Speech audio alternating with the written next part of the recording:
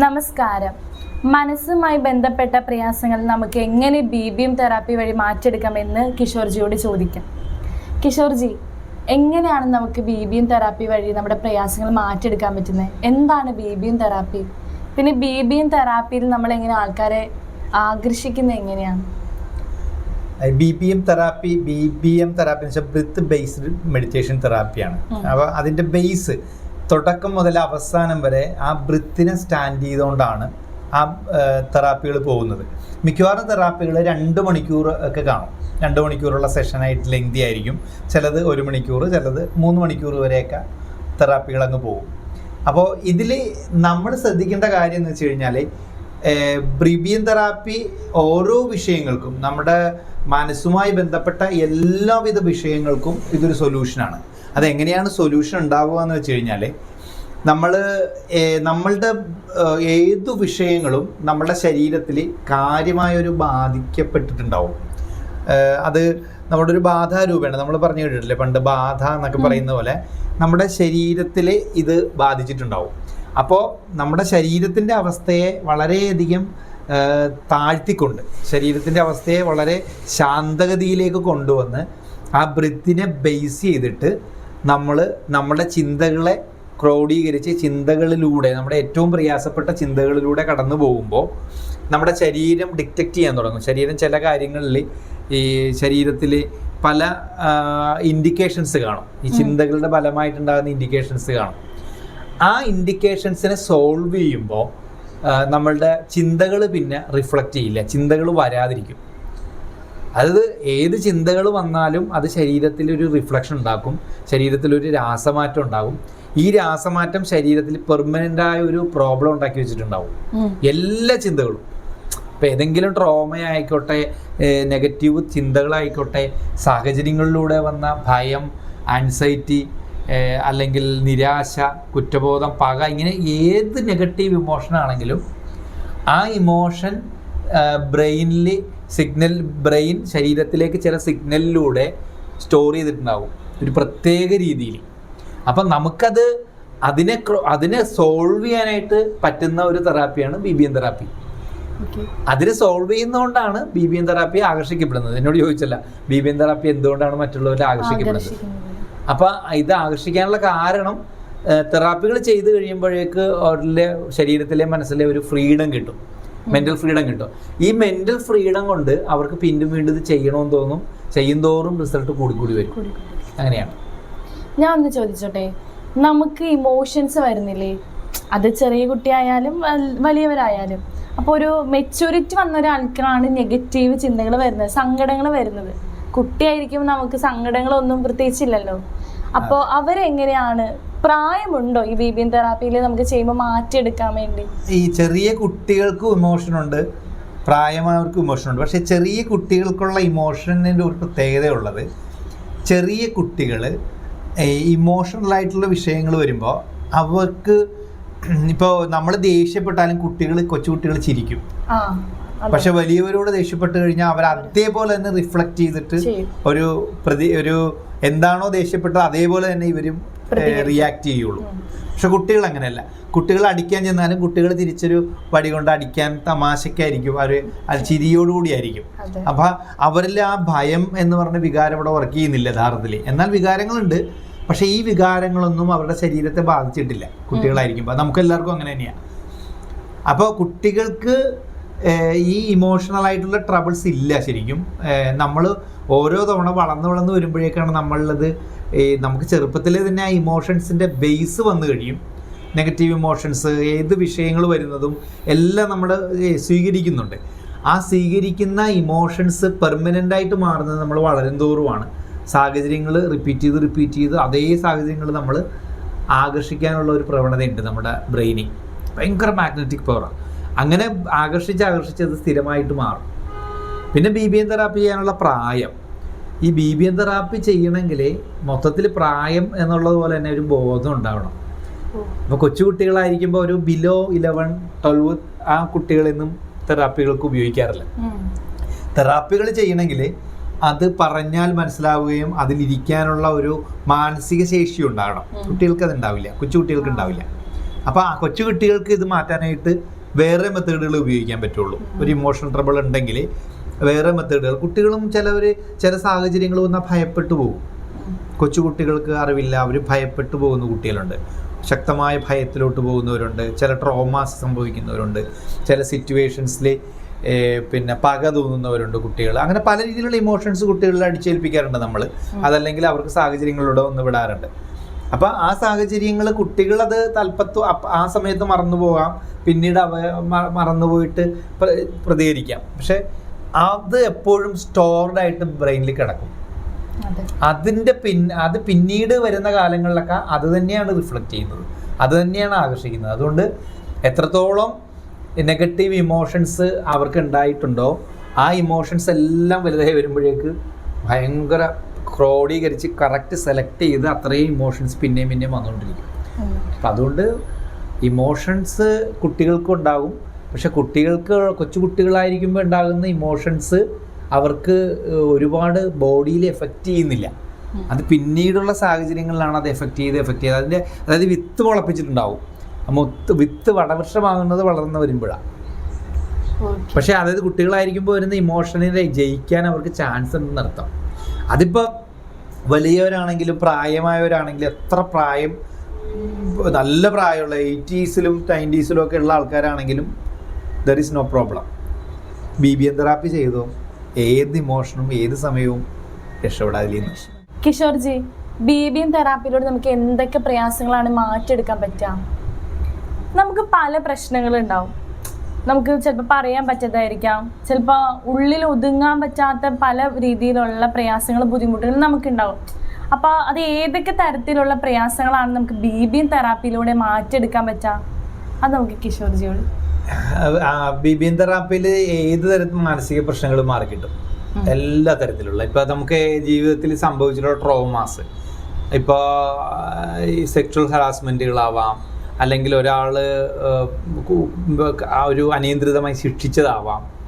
ഇനി ശിക്ഷകളൊന്നും ആണോന്നില്ല, ചിന്തിച്ചതാവാം. ഇപ്പോൾ ഒരാൾ ഭയപ്പെടുത്താനായിട്ട് വന്നു, ദൂരെ നിന്ന് ഒരാൾ നോക്കിയാൽ പോലും മതി, അത് കൊണ്ട് ഭയപ്പെട്ട് അത് എന്നെ കിഡ്നാപ്പ് ചെയ്യാൻ വേണ്ടി വന്നതാണെന്നുള്ള രീതിയിൽ കുട്ടികൾ ചിന്തിച്ചിട്ട് അത് പ്രശ്നങ്ങളിലേക്ക് പോകും. അത് ചിന്തിച്ച് അത് ആ കുട്ടി തെറ്റിദ്ധരിച്ചതായിരിക്കാം. എന്നാൽ പോലും അങ്ങനെയുള്ള സാഹചര്യങ്ങൾ, ടീച്ചേഴ്സിൻ്റെ ടോർച്ചറിങ്, പാരൻസിൻ്റെ ടോർച്ചറിങ്, പിന്നെ അങ്കിൾമാരുടെ, അങ്ങനെ പല രീതിയിലുള്ള വ്യക്തിപരമായിട്ടുള്ള ടോർച്ചറിങ്, പിന്നെ അതുപോലെ സിറ്റുവേഷൻസിൽ ഭയപ്പെട്ടത്, ആക്സിഡൻറ്റുകൾ, അത് കണ്ടത്, അങ്ങനെയൊക്കെയുള്ള പല സാഹചര്യങ്ങളിലുള്ള ട്രോമാസ് മാറ്റിയെടുക്കാനായിട്ട് പറ്റും. അത് കൂടാതെ തന്നെ നമുക്ക് നോർമലി ഉള്ള ഭയം, ഫോബിയാസ് എന്ന് പറഞ്ഞാൽ പിന്നെ നമ്മൾ ഹൈറ്റിൽ കയറാനായിട്ട് ബുദ്ധിമുട്ടുള്ളവരും, ഏതെങ്കിലും ക്ലസ്ട്രോഫോബിയ പോലെ റൂമിനകത്തിരിക്കാനായിട്ട് ബുദ്ധിമുട്ടുള്ളവരും ഒക്കെ ഉണ്ട്. അപ്പോൾ അങ്ങനെയുള്ളവർക്കൊക്കെ മാറിയെടുക്കാനായിട്ട് BBM തെറാപ്പിയിലൂടെ പറ്റും. മൾട്ടിപ്പിളായിട്ടുള്ള വിഷയമാണ് ഇതിലൂടെ മാറുന്നത്. ഫിയർ ഫാക്ടർ മാത്രമല്ല, ഫോബിയാസ് അങ്ങനെയുള്ളത് മാത്രമല്ല, ചിലപ്പോൾ പക തോന്നുന്നുണ്ടാവും. നമുക്കിപ്പോൾ ഒരാളോട് പക തോന്നിയാൽ എങ്ങനെ മാറ്റാൻ പറ്റും? നമ്മൾ വലിയ പാടാണ് പക തോന്നാനായിട്ട്. വാശിയും ദേഷ്യവും വൈരാഗ്യവും ഒക്കെ ഇങ്ങനെ വന്നു കഴിഞ്ഞാൽ അത് മാറ്റിയെടുക്കുക, നമ്മൾ ശാന്തമായ രീതിയിൽ മാറ്റിയെടുക്കാൻ പറ്റും. BBM തെറാപ്പിയിൽ പൂർണ്ണമായിട്ട് മാറുമെന്ന് പറഞ്ഞു. ഇപ്പോൾ നമ്മളൊരാളോട് വൈരാഗ്യം തോന്നിയാലേ എന്താണ് സംഭവിക്കാന്നറിയാവോ? ശ്രദ്ധിച്ചിട്ടുണ്ടോ? ഒരാളോട് വൈരാഗ്യം തോന്നിക്കഴിഞ്ഞാൽ നമുക്ക് എന്താ തോന്നുക? ആളെ നമുക്ക് എങ്ങനെയെങ്കിലും തകർക്കണം. അതെ, അതായത് നമ്മുടെ ഉള്ളിലാണ് അയാളോട് വൈരാഗ്യം. അയാൾ അറിഞ്ഞാലും ഇല്ലെങ്കിലും നമ്മളിൽ വൈരാഗ്യം. നമ്മുടെ ഉള്ളിലുള്ള വൈരാഗ്യം നമ്മളിൽ തന്നെ ഒരു പോയിസൺ ഉണ്ടാക്കും, ഒരു വിഷം ഉണ്ടാവുക. ഈ വിഷം, നമ്മുടെ ഉള്ളിൽ കിടക്കുന്ന വിഷം ആർക്കാണ് പ്രശ്നം ഉണ്ടാകുക? നമുക്ക് തന്നെ. അപ്പം നമ്മളെ അറിയാതെ കില്ല് ചെയ്യുകയാണ് ഈ ഇമോഷൻസ് ഹോൾഡ് ചെയ്തുകൊണ്ട്, അല്ലേ? അപ്പം ഈ സാധനം നമ്മൾ അവരോട് നിരുപാധികം മാപ്പ് കൊടുത്ത്, നമുക്ക് ചില ടെക്നിക്കുകൾ അങ്ങനെയുണ്ട് കോൺഷ്യസ് ആയിട്ട് ചെയ്യാൻ പറ്റുന്ന, അവരോട് നിരുപാധികം മാപ്പ് കൊടുത്ത് അവരുടെ വിഷയങ്ങൾക്ക് നമ്മൾ സോൾവ് ചെയ്ത് പൂർണ്ണമായിട്ടും മാപ്പ് കൊടുത്ത് നമ്മൾ അതിൽ നിന്ന് പിന്നെ അത്രയും മനസ്സുകൊണ്ട് അവർക്ക് നന്ദി പറഞ്ഞു, മാപ്പ് കൊടുത്ത്, ക്ഷമ യോജിച്ച് നമ്മളത് മനസ്സുകൊണ്ട് തന്നെ അത് നേടി, നമുക്ക് സ്നേഹം കാണിച്ചവരോട് മനസ്സുകൊണ്ട് ചെയ്താൽ പോലും ആ പോയിസൺ കുറഞ്ഞു വരും. തീർച്ചയായിട്ടും. തോന്നിയല്ലേ? ഫീൽ ചെയ്ത് അങ്ങനെയാണ്.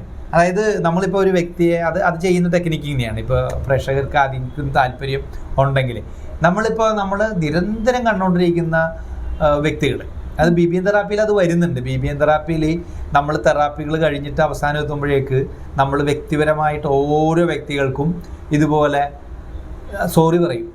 എന്തിനാ സോറി എന്ന് വെച്ചാൽ അവരോട് നമുക്ക് ചിലപ്പോൾ പാരൻസിനോട് നമുക്ക് ദേഷ്യമുള്ളവരുണ്ടാവും, അല്ലെങ്കിൽ പാരൻസ് ചെയ്തിട്ടുള്ള ചില കാര്യങ്ങൾ ഓർത്തുകൊണ്ടിരിക്കുന്നവരുണ്ടാവും, തല്ലിയത് ശിക്ഷിച്ചതോ ഒക്കെ ഓർമ്മയുണ്ടാവും. അപ്പോൾ അവരോട് നമ്മൾ ഐ എം സോറി അമ്മ, ഐ എം സോറി, എന്നെ ഇത്രയും സ്നേഹത്തോടുകൂടി എന്നെ വളർത്തിയെങ്കിലും എനിക്ക് ആ സംഭവിച്ച കാര്യം ഇപ്പോഴും മനസ്സിലുണ്ട്. ഞാൻ ചില തെറ്റുകൾ, എത്രയോ തെറ്റുകൾ ഞാൻ എൻ്റെ പ്രിയപ്പെട്ട അമ്മയോട് ഞാൻ ചെയ്ത്, എന്നോട് അതിന് ക്ഷമിക്കൂ എന്ന് ഒരിക്കലെങ്കിലും പറഞ്ഞ് നമ്മൾ ആ ക്ഷമ ചോദിക്കണം.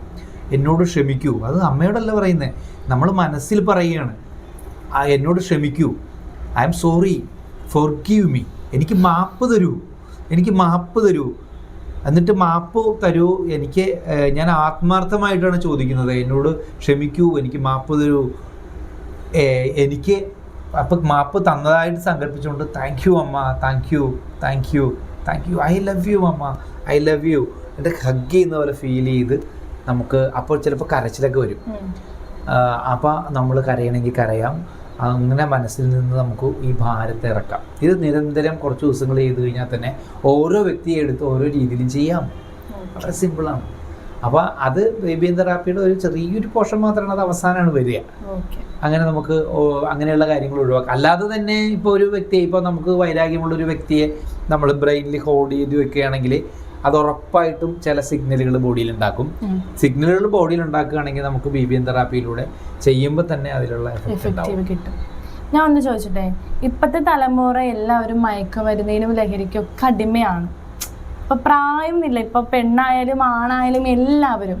അപ്പോൾ അവർ ഈ മയക്കുമരുന്നിന് അഡിക്റ്റ് ആയിക്കൊണ്ടിരിക്കുമ്പോൾ അവർ തന്നെ അവരുടെ നോർമലായിട്ടുള്ള അവരുടെ സംസാരം, പെരുമാറ്റം മാറി ഒരു മൃഗീയമായിട്ടാണ് അവർ പെരുമാറുന്നത്.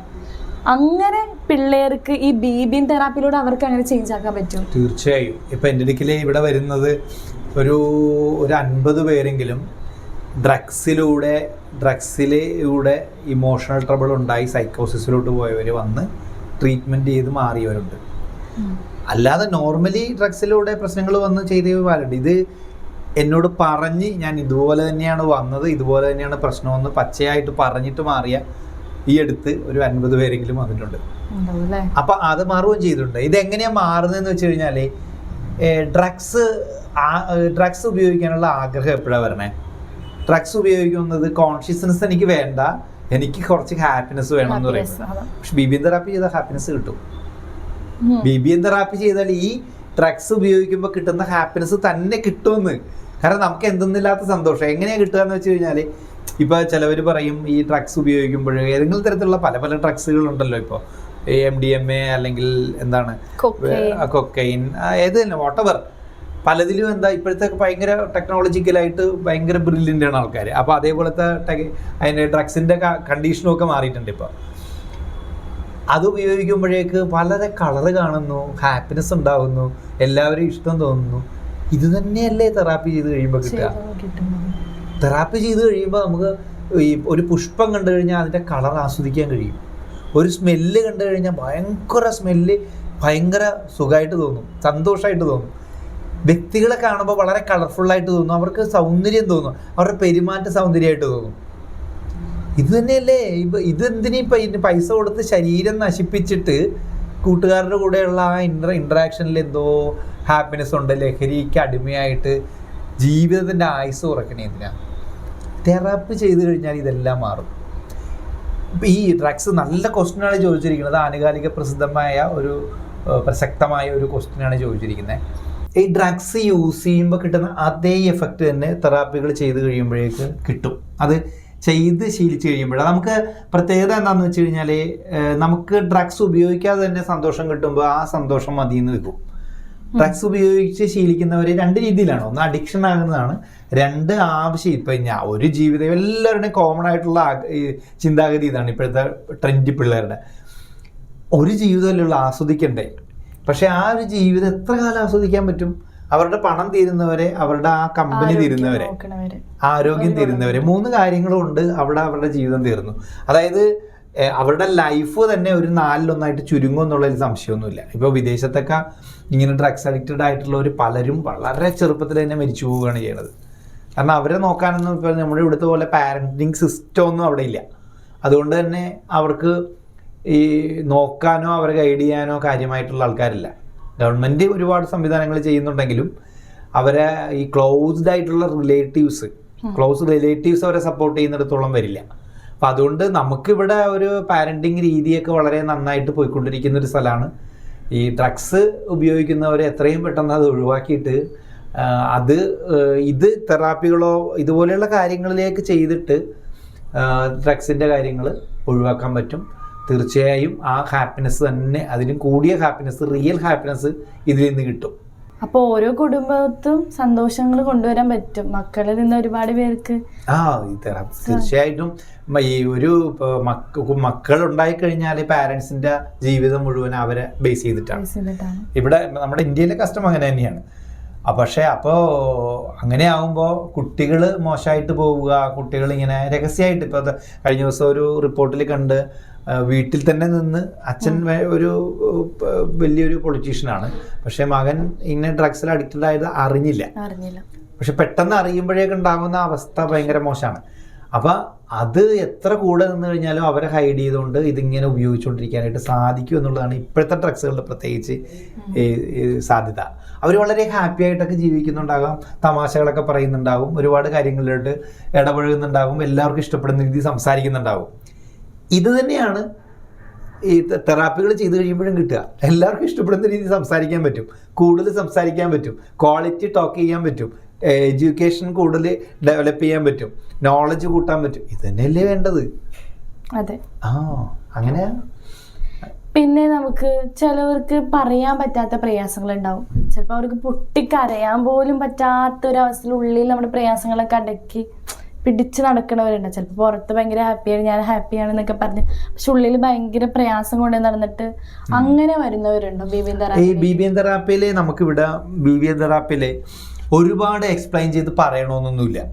ഇവിടുത്തെ വിഷയങ്ങൾ എന്നോടോ അല്ലെങ്കിൽ തെറാപ്പി ചെയ്യുന്നവരോടോ മറ്റു ഡോക്ടേഴ്സിനോടോ ഒരുപാട് എക്സ്പ്ലെയിൻ ചെയ്ത് പറയണമെന്നില്ല. അവരുടെ ഉള്ളിൽ വലിയൊരു വിങ്ങിപ്പൊട്ടലും പ്രശ്നങ്ങളും അങ്ങനെ ഉണ്ടെങ്കിൽ ഉണ്ടായിക്കോട്ടെ.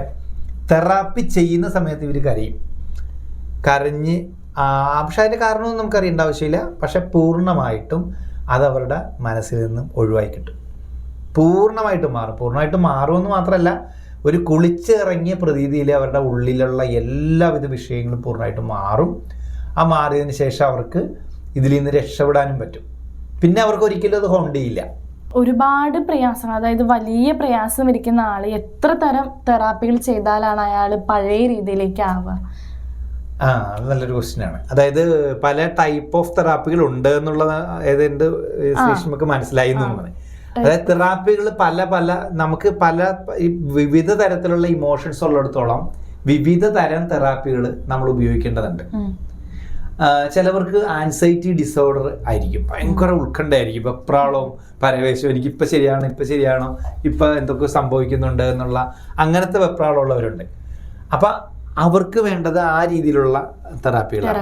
പക്ഷേ ആ ഉത്കണ്ഠ ഉള്ളപ്പോഴും അവർക്ക് ചില ഭയം ഉണ്ടാവും, ഭയത്തിൽ നിന്നാണ് ഉത്കണ്ഠ വരിക. അപ്പോൾ ആ ഭയം മാറുന്നതിന് വേണ്ടി തെറാപ്പികൾ ചെയ്യണം.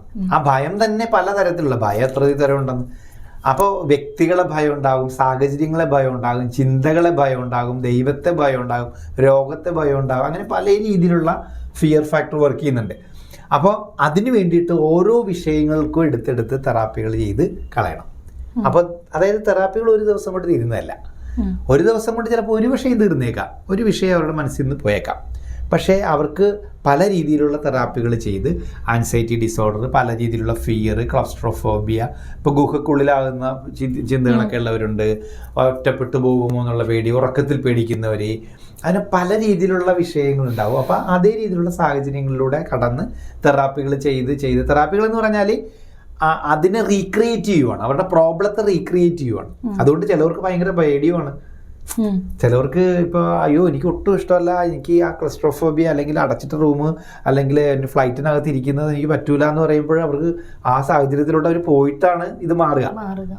അപ്പം അതുകൊണ്ട് ഈ പല രീതിയിലുള്ള തെറാപ്പികൾ ചെയ്ത് ഇപ്പോൾ ദേഷ്യപ്പെടുന്നവർ, അല്ലെങ്കിൽ ഈ പക തോന്നുന്നവർ, അങ്ങനെ പല രീതിയിലുള്ള നെഗറ്റീവ് ഇമോഷൻസ് പല ദിവസങ്ങളായിട്ട് ചെയ്ത് ഏകദേശം എല്ലാവിധ നോർമലായിട്ടുള്ള ഒരാൾക്ക് ഒരു 30 days കൊണ്ട് കംപ്ലീറ്റ് ക്യൂർ ആവും, മാറ്റിയെടുക്കാൻ പറ്റും. പൂർണ്ണമായിട്ട് മാറുമെന്ന് മാത്രമല്ല അവർ വേറൊരു ലെവലിലേക്ക് പോകും. ആണല്ലേ, വേറൊരു ഹാപ്പി ആയിട്ടുള്ള ലൈഫിലേക്ക് പോകും. അവർ ലൈഫിൻ്റെ അർത്ഥം അറിയണത് ഇത്തരം തെറാപ്പികൾ കഴിഞ്ഞ് അവർക്ക് മാറ്റം വന്ന് ജീവിക്കുമ്പോഴേക്ക് മറ്റുള്ളവരുടെ ഇവരിങ്ങനെ പെരുമാറുന്നത് എനിക്ക് പണ്ടുണ്ടായിരുന്ന ആ പ്രശ്നം തന്നെയാണ് എന്ന് മനസ്സിലാക്കാൻ തുടങ്ങും. അതായത് മറ്റുള്ളവരെ പഠിക്കാൻ തുടങ്ങും.